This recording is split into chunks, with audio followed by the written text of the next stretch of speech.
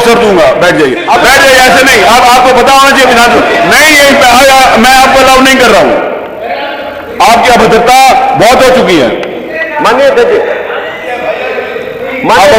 Limit cross कर रहे हैं। आप मत बोलिए अध्यक्ष जी, बहुत आप प्लीज बताएं। अध्यक्ष जी, बहुत सेंसिटिव बात है कि डेंगू को लेकर के हम लोग चर्चा कर रहे हैं, व्यापार के बारे में बात ना करें।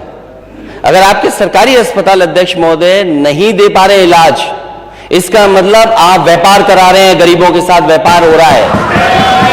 और अगर ये सरकार ये कहती है कि सरकारी, तो ये बताए कि प्राइवेट हॉस्पिटल में इलाज ज्यादा हुआ कि सरकारी अस्पताल में इलाज ज्यादा हुआ। और डेंगू को लेकर के लाखों रुपए खर्च हुए गरीबों के, क्या लाखों रुपए में नहीं इलाज हुआ?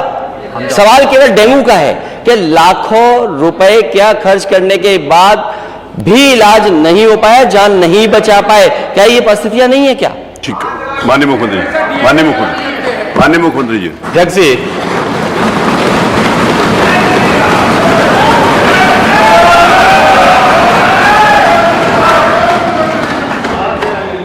जैसा प्रश्न होगा वैसे उत्तर भी आ रहा है।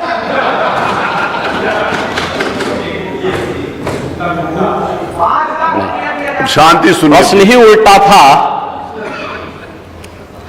तो उस उल्टे प्रश्न को सही करने का प्रयास हुआ है, और अभी तो आपने आधा ही उत्तर सुना है। पूरा सुनेंगे तो संभवतः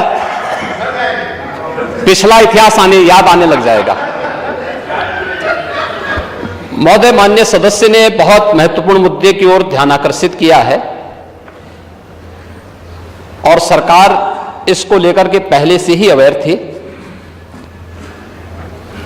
अंतर विभागीय समन्वय से संचारी रोग नियंत्रण के लिए, आपने केवल डेंगू की बात की है, जब वेक्टर बॉर्न डिजीज की हम बात करते हैं तो केवल डेंगू उसमें नहीं आता है। वर्मा जी, आप तो चिकित्सा शिक्षा के मंत्री रहे हैं ना, तो केवल डेंगू नहीं आता उसमें, मलेरिया भी है, चिकनगुनिया भी है, कालाजार भी है। इन सभी से संबंधित वेक्टर बॉर्न डिजीज हो या फिर वाटर बॉर्न, जल जनित हो या फिर विषाणु जनित कोई भी बीमारी हो, इनके उपचार के लिए सरकार के स्तर पर एक समन्वित प्रयास किया गया है। और उस समन्वित प्रयास को ही हम लोगों ने संचारी रोग नियंत्रण का एक विशेष अभियान, वर्ष में 3 बार चलता है कार्यक्रम, जिसमें पहले 15 दिन संचारी रोग के लिए अवेयरनेस के साथ साथ अंतर विभागीय समन्वय से स्वास्थ्य विभाग नोडल विभाग होने के नाते सभी अन्य विभागों के साथ समन्वय के माध्यम से इन कार्यक्रमों को नियंत्रित करता है। इसके बाद डोर टू डोर जाकर के दस्तक अभियान के माध्यम से कहीं भी कोई व्यक्ति जो बुखार से पीड़ित है, उस व्यक्ति को नजदीक के स्वास्थ्य केंद्र में उपचार की सुविधा दिलाने की व्यवस्था करना।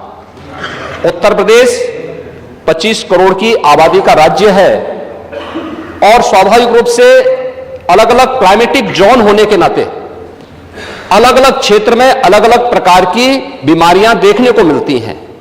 जैसे आप ईस्टर्न यूपी से चल करके नेपाल की तराई से लेकर के सहारनपुर तक देखेंगे तो इंसेफ्लाइटिस से पूरा क्षेत्र प्रभावित था। अगर आप बरेली और बदायूं और उसके आसपास के क्षेत्र को देखेंगे तो ये क्षेत्र मलेरिया से ज्यादा संक्रमित रहता था। वाराणसी से लेकर के प्रयागराज, लखनऊ, कानपुर होते हुए अगर आप फिरोजाबाद, आगरा तक पहुंचेंगे तो ये पूरा क्षेत्र डेंगू से प्रभावित है। अगर बुंदेलखंड क्षेत्र में अगर आप देखेंगे तो ये क्षेत्र चिकनगुनिया से प्रभावित है। बिहार से सटे हुए जो हमारी सीमाएं हैं वहां पे हम देखेंगे तो कालाजार इन क्षेत्रों में ज्यादा प्रभावी रूप में देखने को मिलता था। और सरकार के द्वारा जो समन्वित प्रयास किया गया है, आपने केवल डेंगू की चर्चा की, बीमारी डेंगू पूरी तरह नियंत्रण में है और सरकार के द्वारा समय पर उठाए गए कदमों का परिणाम था। ये एक प्रकार का फ्लू हो गया है, फ्लू है, आता है, इसका एक अपना एक साइकिल इसका होता है। लेकिन मुझे आश्चर्य होता है कि जो सदस्य यहां पे प्रश्न उठा रहे थे, एक बहुत सीनियर सदस्य हैं, वो तो जब चिल्ला रहे थे तो मुझे उनके स्वास्थ्य की भी चिंता हो रही थी, रविदास मल्होत्रा जी की। उसको आपने जो बात कही है वह ब्लड ट्रिप नहीं था, उसको प्लेटलेट्स कहते हैं, ठीक है ना, प्लेटलेट्स कहते हैं। और वह पर्याप्त मात्रा में हर जनपद में आज के दिन पे उपलब्ध है। ब्लड सेपरेटर यूनिट, पहले होता क्या था कि हम होल ब्लड चढ़ाते थे। हर एक पेशेंट पे होल ब्लड की आवश्यकता नहीं, खासतौर पर वायरल जनित तो ये बीमारियां होती हैं जिसमें डेंगू है या बहुत सारे ऐसे वायरस आते हैं जो प्लेटलेट्स काउंट को कम करती हैं। उन स्थितियों में प्लेटलेट्स की अतिरिक्त आपूर्ति के लिए उस व्यक्ति को उसको बाहर से चढ़ानी पड़ती है। इसके लिए हर जनपद में ब्लड सेपरेटर यूनिट दी जा चुकी है, वे काम करनी शुरू की है। वहां पे हर जगह सरकार के स्तर पर बेहतर प्रयास हुआ है। और जहां तक नेता प्रतिपक्ष के द्वारा यह कहा जाना कि साहब प्राइवेट हॉस्पिटल में, याद रखना डबल इंजन की सरकार है, ये केवल बोलती नहीं करके दिखाती भी है। प्रदेश के अंदर 10 करोड़ लोगों को आयुष्मान भारत और मुख्यमंत्री जन आरोग्य योजना के अंतर्गत 5 लाख रुपए सालाना स्वास्थ्य बीमा का कवर भी ये सरकार उपलब्ध करा रही है।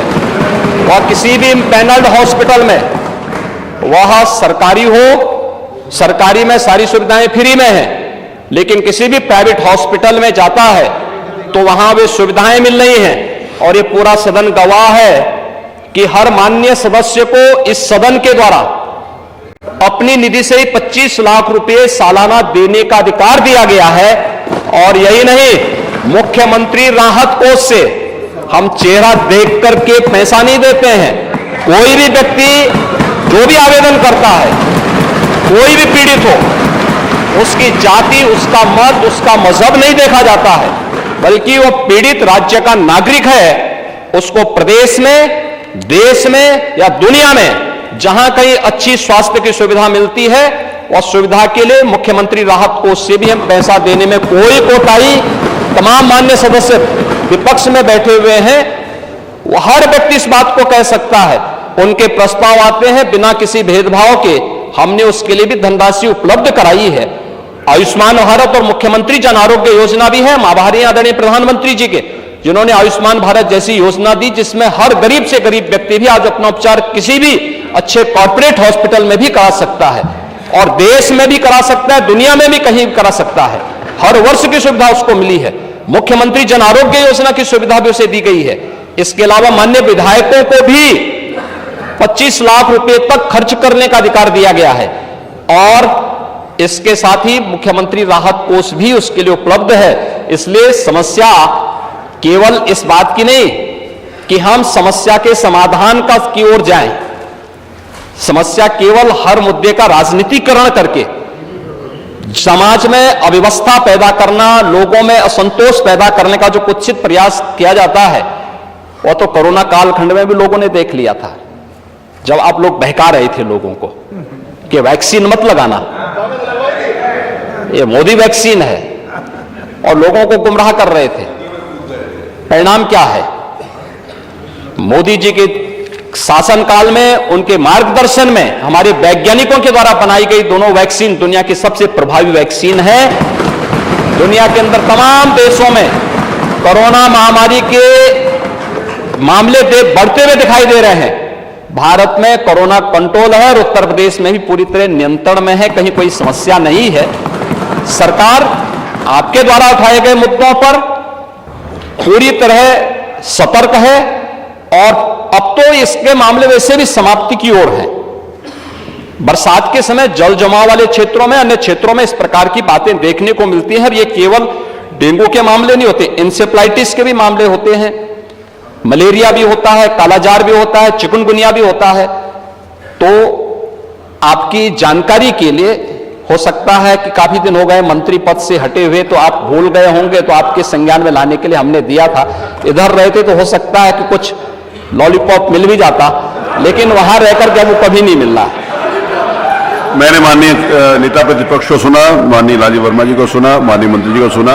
ये नियम 56 के अंतर्गत महोदय, अगली सूचना। महोदय, माननीय नेता सदन की मैंने बात सुनी और वो लगा कि थोड़ी देर के लिए लगा कि वो MBBS डिग्री हासिल किए हुए हैं, डॉक्टर लगे। वेक्टर बॉर्न डिजीजेस के बारे में उन्होंने चर्चा की मैं केवल 2 घटनाएं बताना चाहता हूं राजधानी लखनऊ की और इनकी सरकार की नाकामी, इनके हॉस्पिटल्स की व्यवस्था, आप बता चुके डॉक्टर्स का हैं, उसका जवाब आ इंतजाम। गया। एक पूर्व सांसद, वो बता चुके वो भी भारतीय जनता पार्टी उसको के, बोल चुके हैं। भारतीय जनता पार्टी पूरी तो उसको भारतीय बोला जनता पहले। पार्टी के, वो हमारे दल के नहीं, नहीं, आप उसको पूर्व बोल चुके हैं। सांसद भारतीय जनता पार्टी के, वो अपने बेटे को लेकर के आते हैं। उनके बेटे को यह जानकारी मिलती है कि इसका इलाज अगर जल्दी नहीं हुआ तो जान नहीं बचेगी। वो एक अस्पताल से दूसरे अस्पताल भागे और इलाज के लिए वो एडमिट नहीं करा पाए और उनके बच्चे की जान चली गई। इसका जवाब क्या है डबल इंजन की सरकार के पास? वो और आप दूसरा, बोल चुके हैं। पीजीआई से लोहिया संस्थान केजीएमयू 9 घंटे एम्बुलेंस में बच्चा बना रहा, 9 घंटे, और उसकी जान नहीं बची। ये डबल इंजन की सरकार। ये सरकारी संस्थाओं को इसलिए नहीं मजबूत कर रहे हैं क्योंकि ये प्राइवेट संस्थाओं को बढ़ावा देना चाहते हैं। आज पूरे उत्तर प्रदेश में सरकारी संस्थाओं में गरीब का इलाज नहीं है। अगर ये सरकार बताए, इतने दावे कर रही है सरकार, ये सरकार बताए कि एक जिला अस्पताल बनाया हो जहां पर गरीब का इलाज हो रहा हो, एक जिला अस्पताल, ठीक, चलिए, एक जिला अस्पताल जहां गरीब को पर्याप्त इलाज मिल जा रहा हो, वो बनाया इस सरकार ने, तो हमें बताया अभी। जिला अस्पताल एक ही होता है। अगली सूचना माननीय मनोज कुमार पांडे, श्री पंकज बली के ओम प्रकाश, प्रदेश में क्रय केंद्रों की अनियमितता के संबंध में कौन बोलेगा? पंकज मलिक बोलेंगे? जी माननीय अध्यक्ष जी है नहीं, और ओम प्रकाश सिंह